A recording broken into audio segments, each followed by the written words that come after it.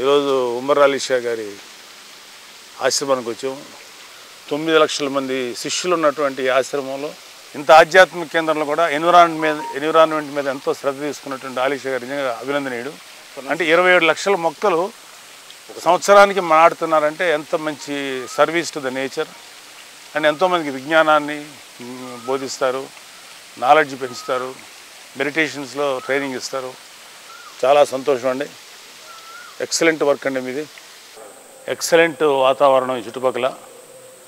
అన్నిటికన్నా ముఖ్యం ఏంటంటే మన భారతదేశంలో చాలా చోట్ల మతాలకు సంబంధించిన విభేదాల వల్ల పౌరుల్లోనే ఇండియన్ సైడ్ కూడా ఎన్నో రకాలుగా అభిప్రాయ భేదాలకు లోనయ్యి ఎన్నో గొడవలు రావటం సహజం.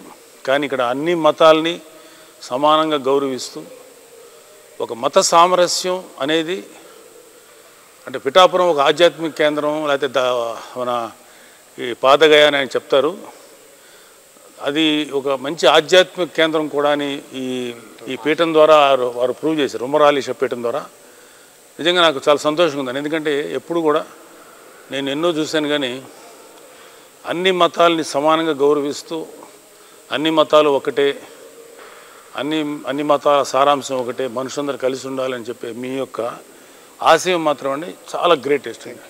ప్రతి వాళ్ళు ఈ ఆశ్రమం ఎంత మంచి స్పిరిట్తో, అంటే ఎలాంటి స్పిరిట్తో ఉందో, ఎన్ని మతానికి సంబంధించిన వాళ్ళు ఇదే స్పిరిట్ని ఫాలో అవ్వాలని నా కోరిక.